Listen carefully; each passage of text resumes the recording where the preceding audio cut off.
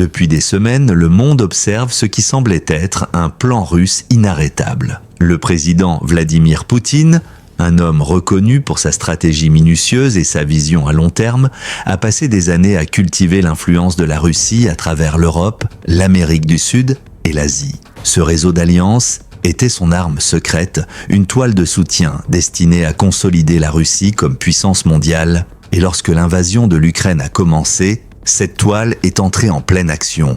Missiles, artillerie et soldats affluaient de la part des Alliés. Maintenant, la machine de guerre en fonctionnement. Tout semblait se dérouler comme prévu. Du moins, c'est ce que Poutine espérait. Mais les apparences peuvent être trompeuses. Derrière les gros titres et les déclarations officielles, des fissures se formaient. Des alliances, qui paraissaient autrefois indéfectibles, commençaient à s'affaiblir. Des nations qui répondaient autrefois à l'appel de la Russie faiblissaient ou disparaissaient totalement. Et pendant ce temps, la Russie restait embourbée dans un conflit qui s'étend bien au-delà des 3 jours que Poutine avait promis. L'invasion, destinée à démontrer la résurgence de la Russie, s'est transformée en une guerre prolongée au coup dévastateur. Les engagements se poursuivent sur le territoire ukrainien avec des avancées souvent interrompues par des contre-attaques, des retraits et des pertes importantes des deux côtés. Des équipements ont été détruits. Des soldats ont été perdus, et l'élan que la Russie espérait gagner s'est souvent échappé entre ses mains.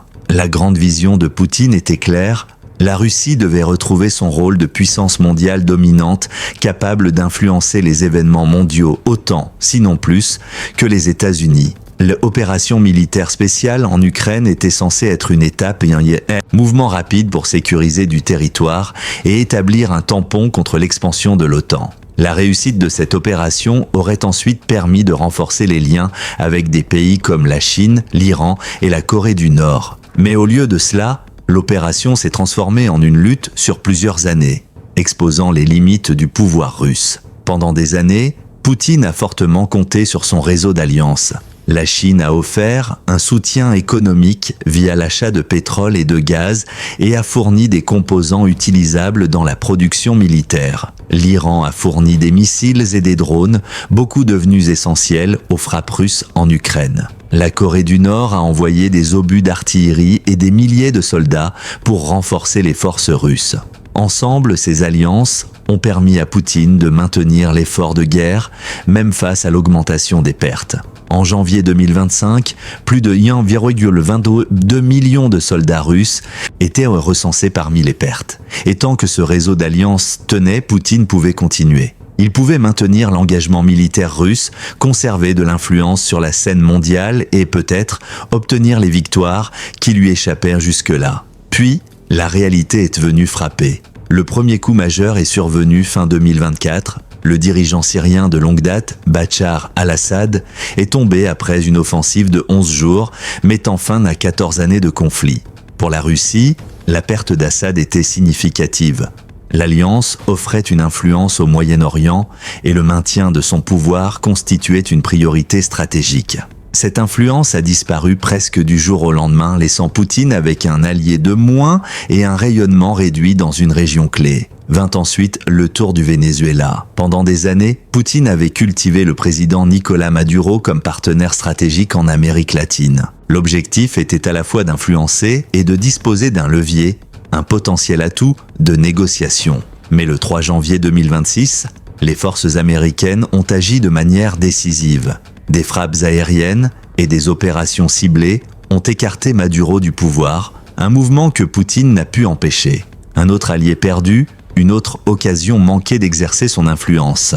Et ce n'est pas tout. En Iran, des manifestations massives menacent de déstabiliser le régime du guide suprême Ali Khamenei. L'Iran a été une source vitale de missiles et de drones, impactant directement les opérations russes en Ukraine. Si le régime s'effondre, la Russie risque de perdre un soutien militaire crucial au moment où elle peut le moins se le permettre. Pendant ce temps, la Chine, autrefois considérée comme un partenaire fiable, reste concentrée sur ses propres objectifs.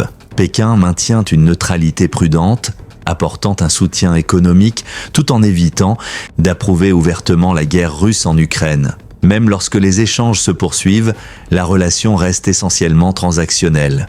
Poutine est devenu dépendant de la Chine, qui détient tout le levier. La Corée du Nord reste l'un des rares alliés stables de la Russie, liés par un accord de défense mutuelle. Mais la réalité est sévère. Pyongyang ne peut fournir un soutien suffisant pour faire de la Russie une puissance mondiale dominante. Certains obus et pièces d'artillerie fournis par la Corée du Nord sont défectueux et les stocks diminuent. La Russie repose sur un partenaire dont la contribution est limitée et de plus en plus incertaine. Poutine se retrouve donc avec un réseau qui rétrécit et s'affaiblit. La Syrie est tombée, le Venezuela aussi, l'Iran vacille au bord du gouffre et la Chine exploite son pouvoir sans soutenir pleinement la Russie. La Corée du Nord ne peut combler ce vide. Et pourtant, la Russie reste embourbée en Ukraine. Les engagements continuent avec peu de gains territoriaux. Les avancées sont lentes et souvent annulées par des contre-attaques. Les retraits et pertes s'accumulent et les équipements sont détruits de manière constante des deux côtés. L'Ukraine a frappé profondément le territoire russe, laissant des centaines de milliers de personnes sans électricité et démontrant que même les régions frontalières sont vulnérables. Ce qui était censé être une opération rapide et décisive s'est transformé en un conflit prolongé et attritionnel. La guerre a épuisé les ressources, la main-d'œuvre et le capital politique, révélant les limites des capacités militaires russes. Les estimations suggèrent que si le rythme actuel se poursuit, la Russie pourrait être engagée en Ukraine pendant des décennies, bien après le mandat de Poutine. Et à mesure que ces échecs s'accumulent, l'illusion d'influence mondiale s'effrite. Les alliances qui soutenaient autrefois la Russie n'ont jamais été garanties. Beaucoup étaient conditionnelles, stratégiques ou transactionnelles. Maintenant, avec l'effondrement des régimes et le fléchissement du soutien, la réalité est incontournable. L'influence de la Russie est bien moindre que Poutine ne le croyait, et son image soigneusement construite de puissance est sérieusement mise à l'épreuve. Pour Poutine, les conséquences sont lourdes.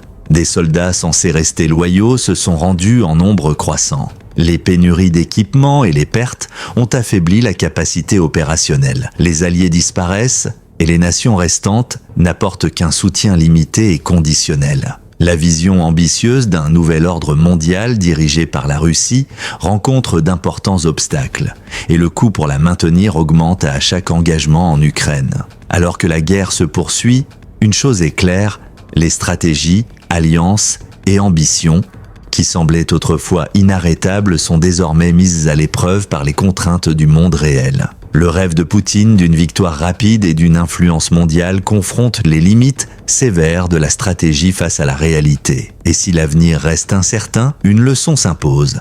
Le pouvoir bâti sur des alliances fragiles, un soutien conditionnel et des relations transactionnelles n'est jamais garanti. L'histoire qui se déroule aujourd'hui n'est pas celle de victoires spectaculaires ou de conquêtes éclatantes.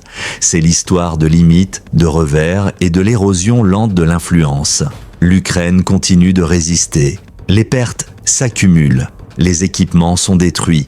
Les engagements se poursuivent.